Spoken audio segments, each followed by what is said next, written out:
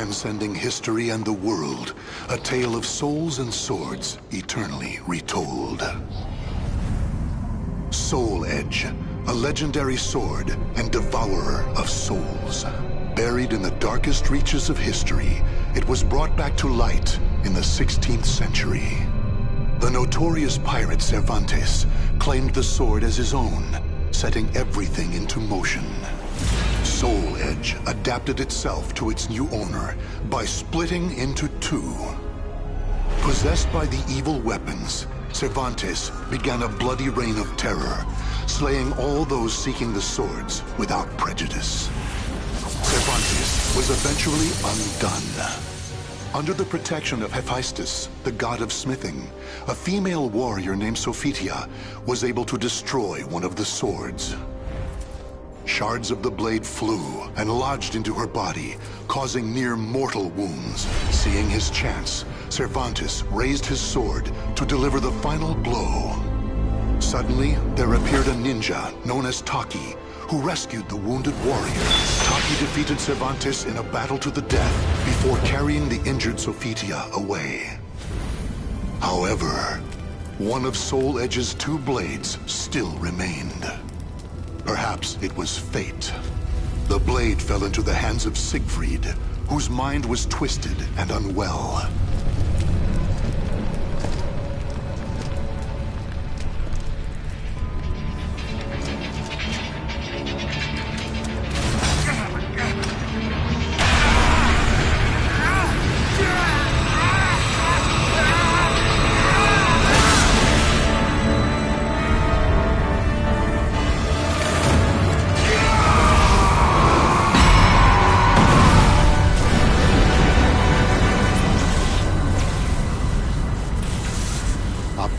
Light pierced the heavens, the product of rampant evil, the evil seed. No one could have predicted it would become a catalyst for catastrophe across the world. Our story takes place in the 16th century.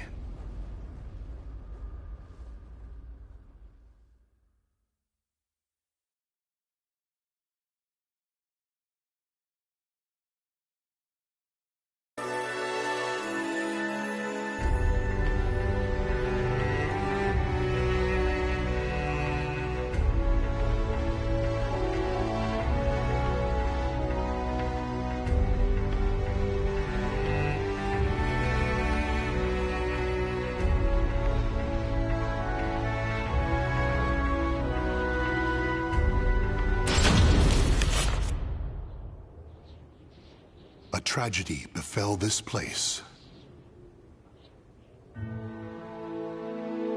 Lingshansu Temple was a famous martial arts school in the far reaches of China. It was there Killick learned to master the staff after he was abandoned as a child. Killick ate and slept with the other students and began his training at a young age. Despite this, he established a family-like bond with just one other student, Shang Len, a young girl who was like an elder sister to him. Dedicated to the way of the sword, she looked after Killick as if they were siblings. So close was their bond that when one felt happy or sad, the other would feel the same. Together they studied and grew as warriors.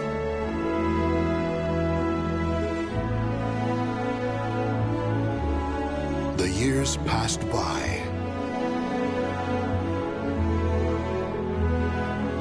Killick's skill earned him a place as a teacher, an honorable position for one so young. Throughout the ages, Lingshansu Temple had kept hold of the three sacred treasures, Krita Yuga, Dvapara Yuga, and Kali Yuga. Killick's years of arduous training earned him the title of rightful bearer of the staff, Kali Yuga. Likewise, Shang Len was also designated bearer of Dvapara Yuga, a sacred mirror.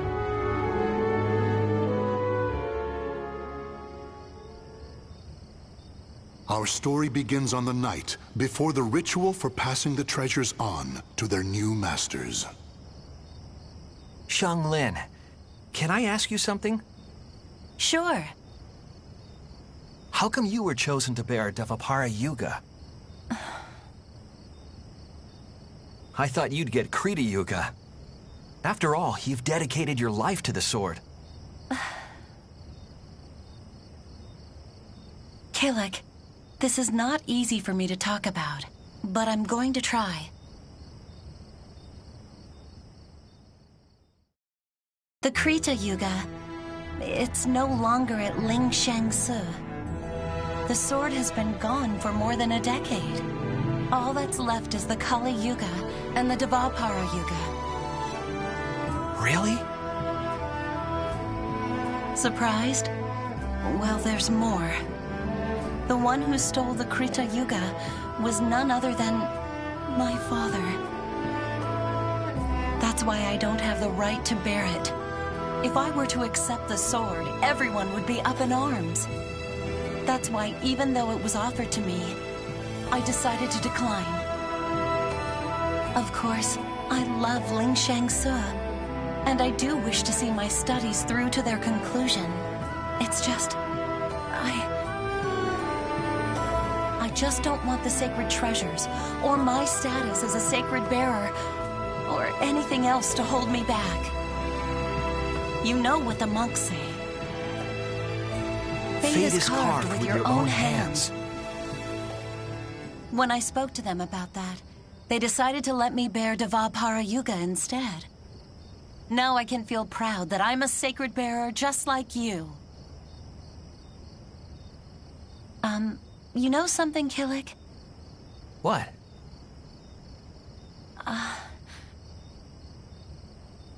It's okay. Never mind. I'm really looking forward to tomorrow. Me too.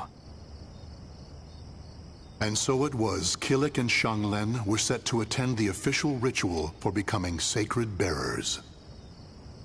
But the night before the ritual, a terrible calamity plunged everything into chaos. Drawn by the Kali Yuga in Kilik's hand, the evil seed came to Ling Shang-su Temple. The monks, driven insane by the evil force, began slaying each other, turning the temple into hell on earth.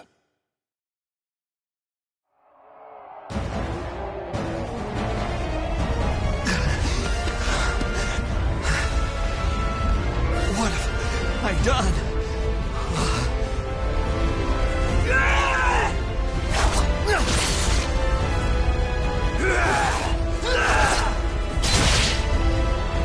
I don't understand.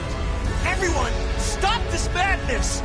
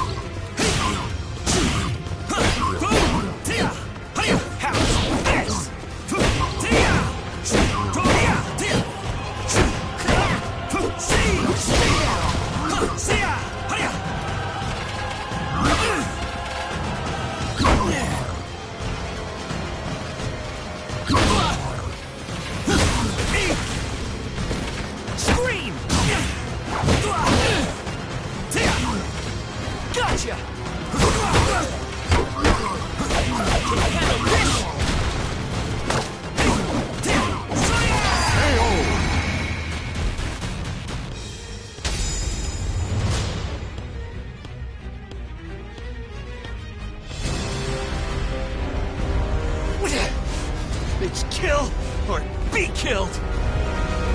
Huh? Xianglen? Get a hold of yourself, Xianglen!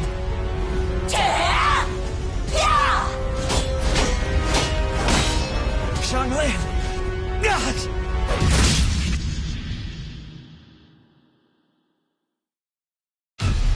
Xianglen?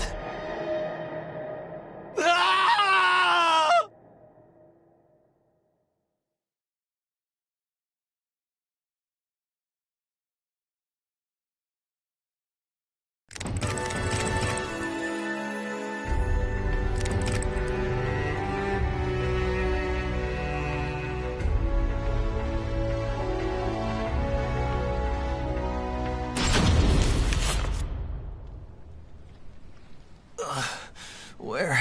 am I?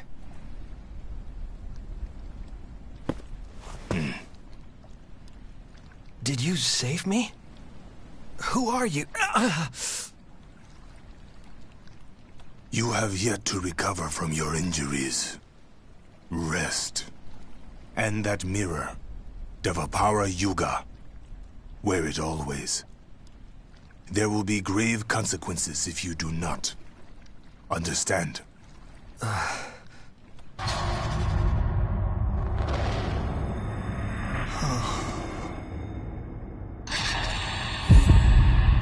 Xianglin.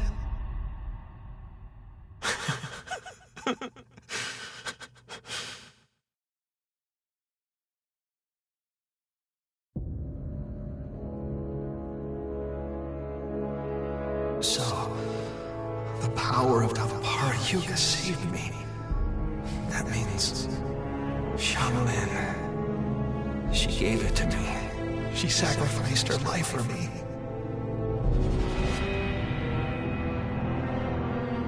And then I, with my bare hands. Why? Tell me, Xianglin. Why am I still alive?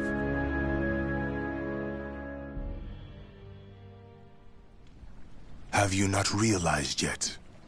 You are being protected. Devapara Yuga suppresses the evil within you. Evil? The old man proceeded to tell a tale. He told Kilik about the evil seed. How Devapara Yuga had pulled Kilik back from the brink of insanity. How Kali Yuga had the ability to absorb power, and how it was falling under an evil spell.